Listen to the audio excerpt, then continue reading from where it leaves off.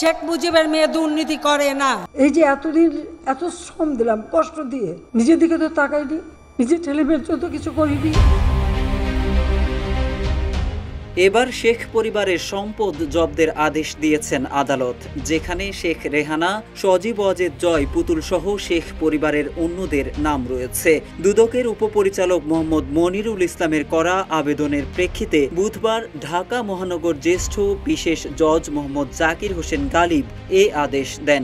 আদেশে ঢাকা, খুলনা ও টুঙ্গিপাড়ায় শেখ পরিবারের সদস্যদের নামে থাকা বিভিন্ন জমি জব্দের কথা বলা হয়েছে।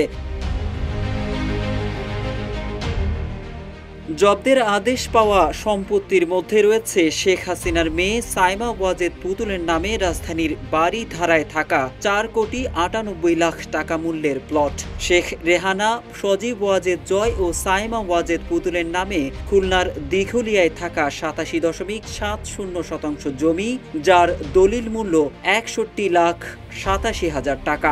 ওয়ালটন আবারও মিলিয়নিয়ার অফারে ওয়ালটন ফ্রিজ কিনে আপনিও হয়ে যেতে পারেন মিলিয়নিয়ার। শেখ রেহানার নামে গোপালগঞ্জের টুঙ্গিপাড়ায় থাকা 19% জমি, যার দলিল মূল্য 20,50,000 টাকা। এছাড়া জব্দের আদেশে আছে রেহানা পুত্র রাদওয়ান, মুজিব সিদ্দিক ববি ও আজমিনা সিদ্দিকের নামে খুলনার দিঘলিয়ায় থাকা 87.70% জমি, যার দলিল মূল্য 41,24,500 টাকা। দুদকের আবেদনে বলা হয়, অভিযুক্তদের বিরুদ্ধে অবৈধ সম্পদ অর্জনের অভিযোগের অনুসন্ধান চলমান রয়েছে।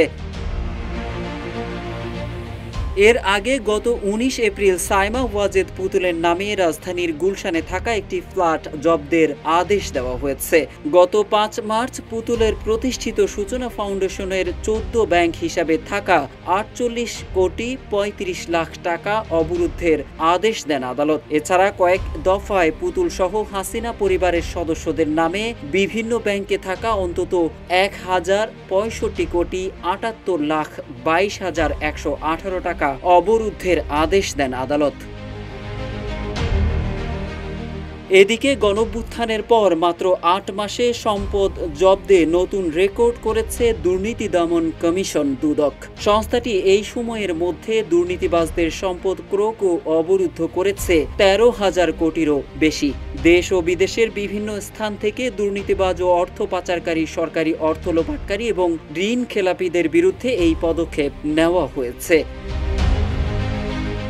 দুদক সূত্রে জানা গেছে, সাবেক প্রধানমন্ত্রী শেখ হাসিনা এবং তার বোন রেহানা সহ পরিবারের সদস্যরা এই তালিকায় রয়েছেন। পাশাপাশি আওয়ামী লীগ সরকারের শীর্ষ মন্ত্রী, এমপি এবং ঊর্ধ্বতন কর্মকর্তাদেরও নাম রয়েছে। এছাড়া Sikder group, S Alam group, Nabil group, Salman F Rahman সহ আরও অনেক প্রতিষ্ঠান এবং ব্যক্তি জড়িত রয়েছেন। মোহাম্মদ সাইফুল ইসলাম, ইত্তেফাক।